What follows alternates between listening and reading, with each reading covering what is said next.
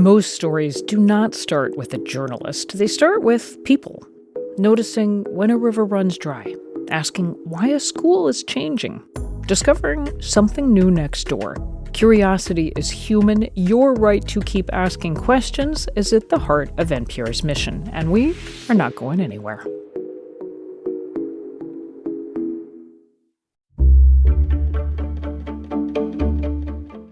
Good morning, I'm Lawrence K. Jackson. It's Friday, June 26th. The county is hiring 122 people to verify new work requirements for CalFresh. More on that next, but first, let's do the headlines.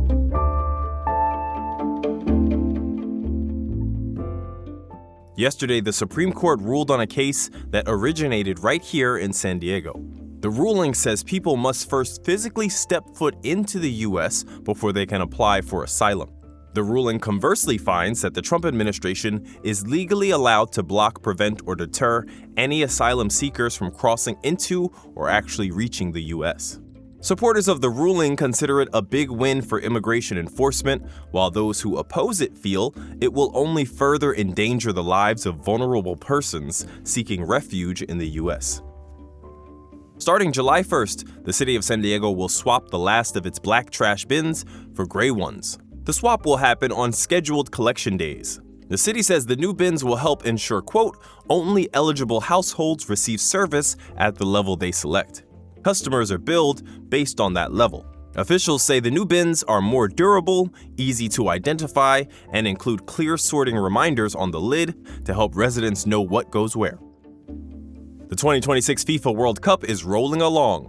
And in continued celebration of San Diego as a border region, both the United States and Mexico are moving on to the knockout stage.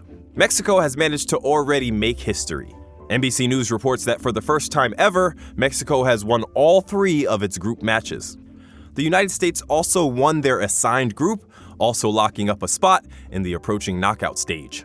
Good luck to both of the FIFA World Cup host teams. From KPBS, you're listening to San Diego News Now. Stay with me for more of the local news you need.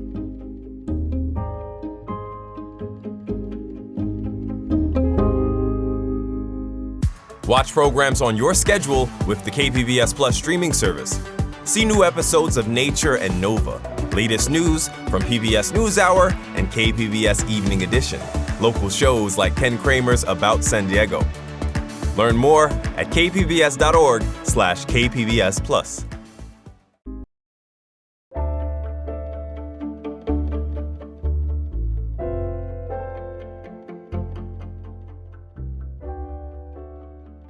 San Diego County supervisors voted unanimously to approve a new budget yesterday. It creates more than 100 new positions to administer CalFresh. As Kevin Trevelyan reports, the county's tab for the food assistance program is growing due to recent federal cuts. H.R. 1, dubbed the One Big Beautiful Bill, cut a fifth of the federal food assistance budget after it was signed into law last summer. The legislation also created new work requirements for CalFresh. San Diego County Supervisor Monica Montgomery Stepp said the changes from H.R. 1 could leave more than 93,000 county CalFresh recipients without access. Taking food away from struggling families does not build stronger communities. It creates instability, hardship, and a greater risk of homelessness. San Diego County supervisors are standing up 122 new staff positions to verify the new work requirements. The county is also spending nearly $16 million to backfill administrative costs that the feds are shifting to local governments. Not everyone on the board appreciated the backfill spending, which came from county reserve funds. Supervisor Jim Desmond said concern over new CalFresh work requirements is overblown. This is fear-mongering, and it tries to make the public think the sky is falling and everyone's going to lose food and health care. They're not. The new budget goes into effect next month. Kevin Trevelyan, KPBS News. In other money-related news, water will soon cost more across the region. Reporter Jacob Ayre says the County Water Authority approved a 3% rate increase for 2027 yesterday. The water utility says an increase is necessary in order to meet revenue requirements, operational needs, and fiscal goals. Leaders with the organization say the rate hike is painful, but the 3% overall increase in the coming year is below the national rate of inflation and down from earlier projections of close to 6%. Nick Serrano is the Water Authority's board chair. This is the lowest rate adjustment in recent memory here at the San Diego County Water Authority. A lot of this has to do with costs that are outside of the authority's control, much like home budgets across San Diego County and business budgets, where the cost of really everything is increasing, cost of energy, the cost of construction. The County Water Authority says similar 3% yearly water rate increases are expected through 2032. Jacob Ayer, KPBS News. Federal law enforcement is reminding San Diegans about the dangers and consequences of buying guns for people legally disqualified from having them. Reporter Andrew Dyer has more from the federal building downtown. Authorities say so-called straw purchases of firearms are one of the major sources of guns for gangs and cartels. Bureau of Alcohol, Tobacco, Firearms, and Explosives Special Agent Joe Medina says buyers don't always realize they're breaking the law. Too often, individuals involved in straw purchasing believe they are simply doing a favor for a friend or a family member or making quick money. But purchasing a gun for someone not legally able to do it themselves is a serious crime with serious consequences. Here's San Diego U.S. Attorney Adam Gordon. What's particularly important right now in the San Diego region is to highlight the impact in the community. That's both here in San Diego as well as the violence that occurs in Tijuana based on firearms coming from the United States. People convicted of straw purchasing firearms can face 15 years in prison and up to a $250,000 fine. Andrew Dyer, KPBS News.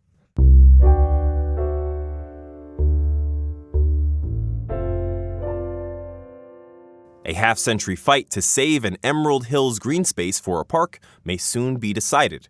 Reporter Katie Hyson looked into the dispute. At a high point in Emerald Hills sit 31 acres that have become a battleground. The property gives a 360-degree view from Mexico to La Jolla. From his backyard, Kenny Key can climb up a steep slope and take it in. Every morning, I'm able to wake up, look to the east, and see the sun come up over San Miguel. And then I track the sun all the way over, and I catch sunsets going down between Coronado Bridge. Key's mother bought their home in the early 70s. Redlining had recently ended. The hilltop property had been a country club and golf course. Blacks weren't allowed to play up here. Blacks weren't allowed to build up here. So when we came up here, it's like upgrade, you know? Key was 7. As kids, it was kind of like Little Rascals up here. I'm serious. Go-karts, slingshots. There used to be a drive-in movie theater below the hill. From up high, the neighborhood kids could tune in for free. We'd be on our roof, or up on the hill with blankets growing up, watching the latest thing every week. A broadcast station owner bought the property and put up 2 radio towers. Key says the kids used to dream instead of what he calls SeaWorld towers, something visitors could ride up to take in the view. He never let go of that dream. We need more than housing. We need amenities that were promised to us in the 70s and denied us up until this very day. The Trust for Public Land measured San Diego's park equity this year. They found residents living in San Diego's black and brown neighborhoods, like Emerald Hills, have about a third of the nearby park space that white neighborhoods have. The neighbors have been asking for a park here since at least 1978. The 2015 community plan marks this property for a possible park. So it came as a shock to those neighbors when they heard of the plan to build 123 homes there instead. Each lot could add 2 additional units. Mark Santos has been living next to the lot since 1995. They want to make it to where only a few people can benefit from that view, instead of this community, which has been underserved and promised so much for so long with no deliveries. The city considers southeastern San Diego an environmental justice community. It's overburdened by pollution, heat, and lack of green space. When neighbors looked at a zoning map, it didn't appear 123 homes were allowed there. On a similarly sized lot in La Jolla, developers are only proposing 18 homes.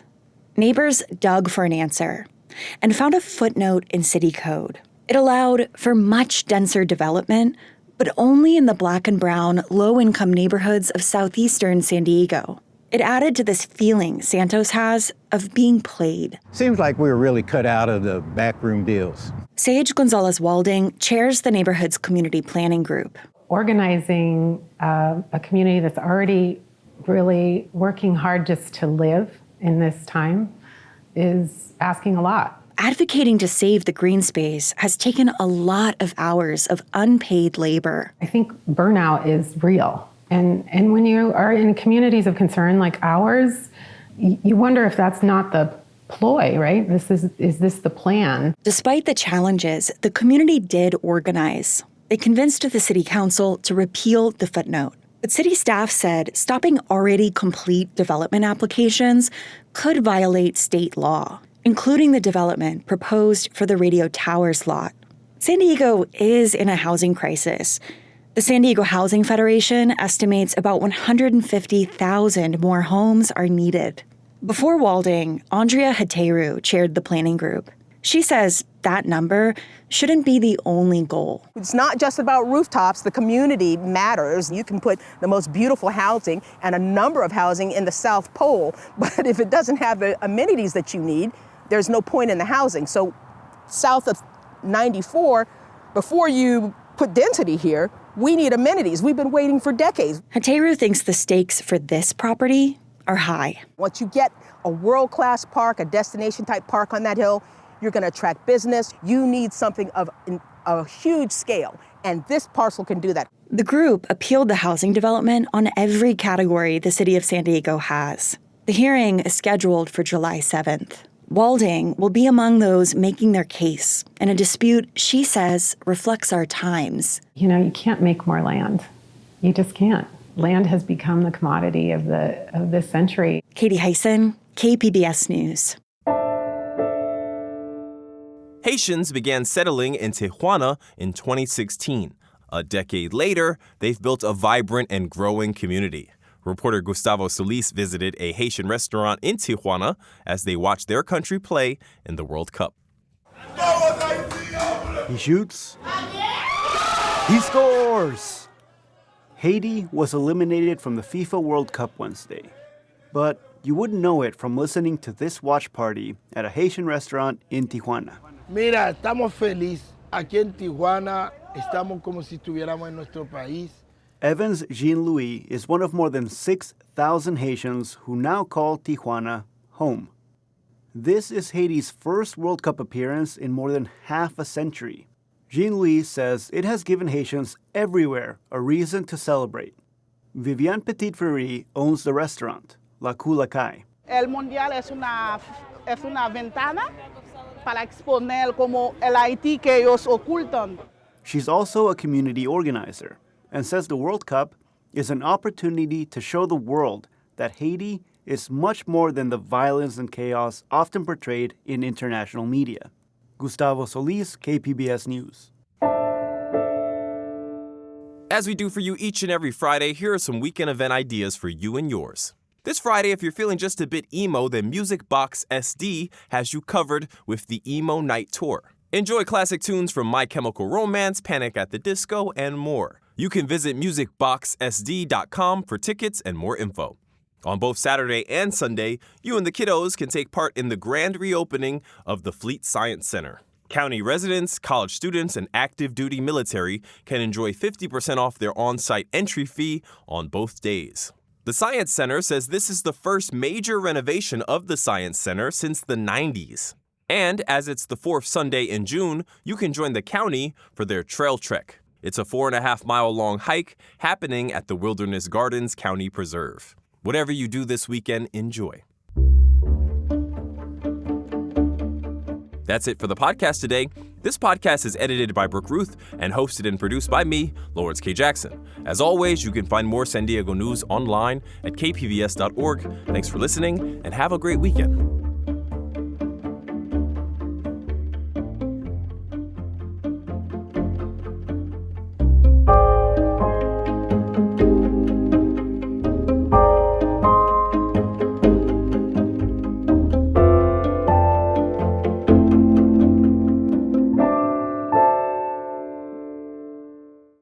Most stories do not start with a journalist. They start with people.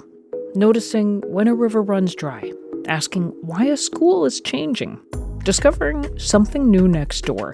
Curiosity is human. Your right to keep asking questions is at the heart of NPR's mission, and we are not going anywhere.